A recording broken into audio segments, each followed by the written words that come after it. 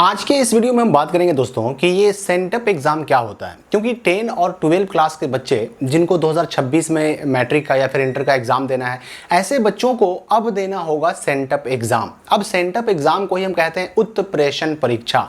तो ये sent up exam क्या होता है, इसको देना क्यों जरूरी है, इसको ना देने से क्या होगा, और ये 10 और 12 जो अभी 2025 के बच्चे हैं, यानी जिनको फरवरी 2026 में मैट्रिक इंटर का एग्जाम देना है बिहार बोर्ड से, इनका सेंटअप एग्जाम कब से होगा, सारी बातें हम क्लियर करेंगे। क्वेश्चन कहां से पूछा जाएगा और इस एग्जाम का एडमिट कार्ड, इसका रूटीन, इसका रिजल्ट, इसका कॉपी, इसका क्वेश्चन, इसका ओएमआर सीट, इसका सिलेबस, इसका पैटर्न और इससे जुड़े जो नियम कानून जो कि बेहद सख्त माने जाते हैं, उन सारी बातों की भी हम चर्चा करेंगे इस वीडियो में। यानी सेंटअप एग्जाम को लेकर के और खास करके जो मैट्रिक इंटर का एग्जाम देने वाले 2026 के बच्चे हैं, उनके एग्जाम से जुड़ा जो भी क्वेश्चन है, सेंटअप एग्जाम से जुड़ा, वो सब कुछ क्लियर हो जाएगा इस वीडियो में। देखिए, पहली बात आप ये समझ लीजिए कि सेंटअप एग्जाम, जिसको हम हिंदी में उत्प्रेषण परीक्षा भी कहते हैं, ये एग्जामिनेशन, इसी को ना प्री बोर्ड एग्जाम भी कहते हैं। अलग अलग बोर्ड में, सीबीएसई वगैरह में या फिर किसी अन्य बोर्ड में इसको प्री बोर्ड एग्जाम भी कहते हैं। बिहार बोर्ड के अंदर इसी प्री बोर्ड एग्जाम को सेंटअप एग्जाम के नाम से जाना जाता है। और ये सेंटअप एग्जाम हर साल मैट्रिक इंटर का एग्जाम देने वाले बच्चों का लिया जाता है। अब यूं समझिए ना कि आपके अपने स्कूल में ये एग्जाम आखिरी एग्जाम होता है। स्कूल द्वारा लिया गया एग्जाम, सेंटअप एग्जाम आखिरी एग्जाम होता है। इसके बाद आपका स्कूल के अंदर कोई एग्जाम नहीं होता।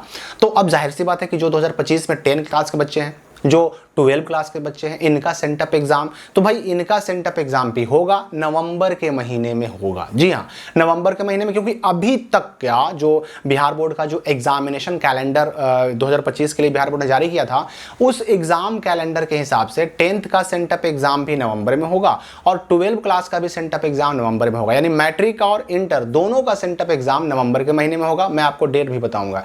पहले इससे जुड़े कुछ नियम आप समझ लीजिए, क्योंकि एक भी गलती आपको बहुत भारी पड़ सकती है।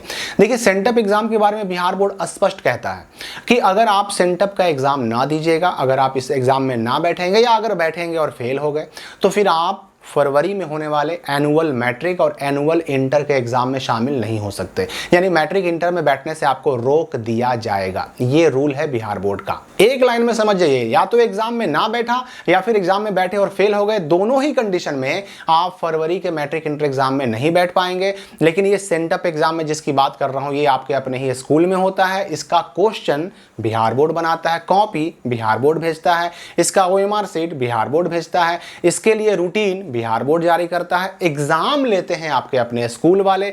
इस सेंटअप एग्जाम का सेंटर आपके अपने स्कूल में रहेगा। इस एग्जामिनेशन का, यानी सेंटअप एग्जाम का एडमिट कार्ड नहीं मिलता।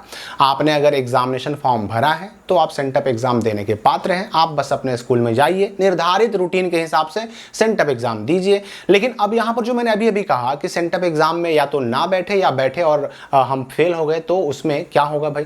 देखिए, सेंटअप एग्जाम में ना बैठने पर भी आपका काम बन सकता है। होता क्या है ना कि जब स्कूल में सेंटअप एग्जाम समाप्त हो जाता है, कंप्लीट हो जाता है, तो जितने भी स्कूल वाले हैं वो अपने यहाँ के सारे बच्चों का रिजल्ट बना करके बिहार बोर्ड को भेजते हैं। बिहार बोर्ड उस रिजल्ट से ही जानता है कि कौन सा बच्चा एग्जाम में बैठा, कौन सा नहीं बैठा, किसने सेंटअप एग्जाम दिया, किसने नहीं दिया। उस रिजल्ट से ही जानकारी मिलती है बिहार बोर्ड को। तो अगर मान लेते हैं कोई बच्चा, कोई स्टूडेंट अगर 10 या 12 के सेंटअप एग्जाम में नहीं बैठा, लेकिन उसके स्कूल ने उसका रिजल्ट बना के भेज दिया, तो रिजल्ट बना के भेज दिया मतलब उसको प्रेजेंट करके भेज दिया। अब अगर प्रेजेंट करके भेज दिया तो ऐसे बच्चे को कोई टेंशन नहीं होगा, उसका एडमिट कार्ड भी आएगा, वह मैट्रिक इंटर का एग्जाम भी दे पाएगा।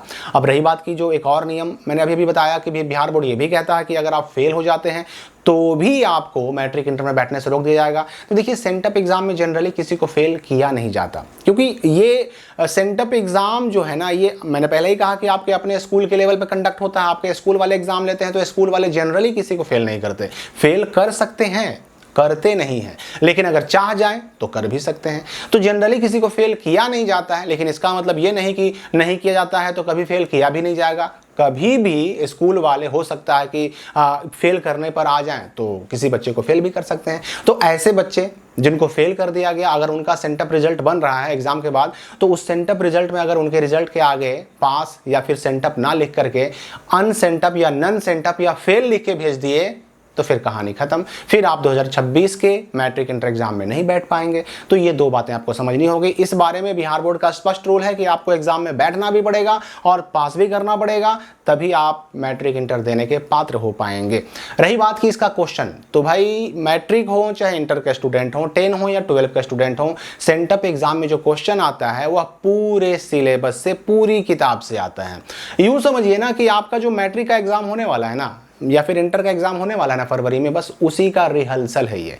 जितना सिलेबस, जितने चैप्टर से क्वेश्चन मैट्रिक और इंटर के फाइनल एग्जाम में पूछे जाते हैं, उतना ही सेम टू सेम आपका सेंटअप एग्जाम में भी पूछा जाएगा। और यही नहीं, सेंटअप एग्जाम में ठीक वही पैटर्न इस्तेमाल किया जाता है जो आपका मैट्रिक इंटर में रहने वाला है। यानी ऑब्जेक्टिव प्रश्नों की संख्या 100 नंबर वाले जो पेपर हैं उनमें 100 ऑब्जेक्टिव रहेंगे, 50 का जवाब देना रहेगा। जो 70 नंबर वाले इंटर के प्रैक्टिकल सब्जेक्ट जो होते हैं उनमें 70 नंबर का जो पेपर है उसमें आपका 70 नंबर का ऑब्जेक्टिव रहेगा, 35 यानी 35 का जवाब देना होगा। मैट्रिक में साइंस, सोशल साइंस प्रैक्टिकल वाले होते हैं, उसमें 80 नंबर का पेपर होता है, एग्जामिनेशन होता है, तो 80 आपके ऑब्जेक्टिव क्वेश्चन रहेंगे, जिसमें 40 का जवाब देना पड़ेगा, बाकी आपका 40 सब्जेक्टिव। और 70 में जो 35 मैंने ऑब्जेक्टिव कहा उसमें 35 सब्जेक्टिव। यानी जो जैसा एग्जाम मैट्रिक इंटर में जिस पैटर्न पर एग्जाम होता है, सब्जेक्टिव ऑब्जेक्टिव, ठीक वैसे ही एग्जाम आपका होगा सेंटअप का। मतलब सेंटअप आपका रिहर्सल है, एक प्रैक्टिस है कि आप मैट्रिक और इंटर एग्जाम देने के लिए तैयार हैं या नहीं।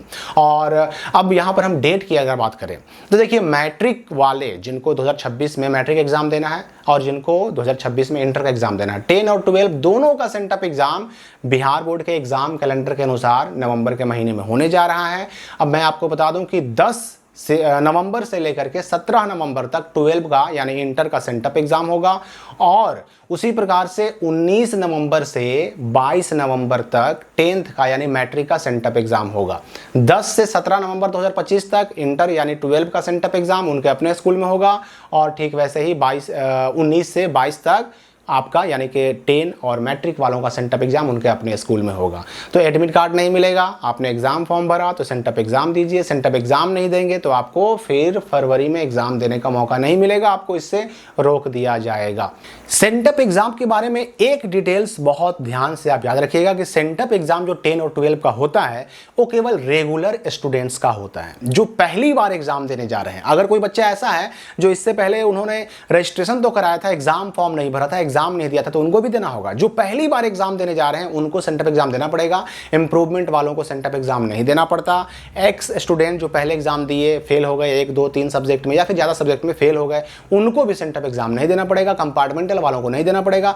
एक्स रेगुलर जो इससे पहले रजिस्ट्रेशन कराए थे पर एग्जाम नहीं दिए, चाहे एग्जाम फॉर्म भर के एग्जाम नहीं दिए, चाहे एग्जाम फॉर्म बिना भरे हुए एग्जाम, मतलब एग्जाम अगर उन्होंने नहीं दिया है, पहली बार एग्जाम देने जा रहे हैं, तो ऐसे सभी बच्चों को सेंटअप एग्जाम देना पड़ता है। यहां पर मैं ये भी स्पष्ट कर दूं कि ये डेट अभी केवल डेट जारी हुआ है। ये जो मैंने आपको डेट बताया 10 से 17 तक इंटर का सेंटअप एग्जाम होगा, 10 से 17 नवंबर, और फिर 19 से 22 नवंबर मैट्रिक का सेंटअप एग्जाम होगा। ये मैंने जो डेट बताया ये सिर्फ डेट है, अभी इसका रूटीन बिहार बोर्ड अलग से जारी करेगा। और दूसरी बात ये भी जान लीजिए कि एग्जाम कैलेंडर में पूरे साल का एग्जाम का डेट एक बार जारी होता है, तो इस डेट में बदलाव भी संभव है। एग्जाम कैलेंडर भी बिहार बोर्ड ने जारी किया, रूटीन भी बिहार बोर्ड को जारी करना है, तो रूटीन जब जारी होगा तब 100% कन्फर्म होगा। अभी तक जो बिहार बोर्ड ने डेट दिया है वो यही दिया है सेंटअप एग्जाम का, और फाइनल डेट यही रहने की संभावना है। लेकिन बिहार बोर्ड का रूटीन आने का फिर भी आपको वेट करना होगा। अगर बदलाव होंगे तो उस रूटीन से आपको मालूम पड़ जाएगा। तो जैसे ही सेंटअप एग्जाम का रूटीन जारी होगा आपको शेयर भी किया जाएगा,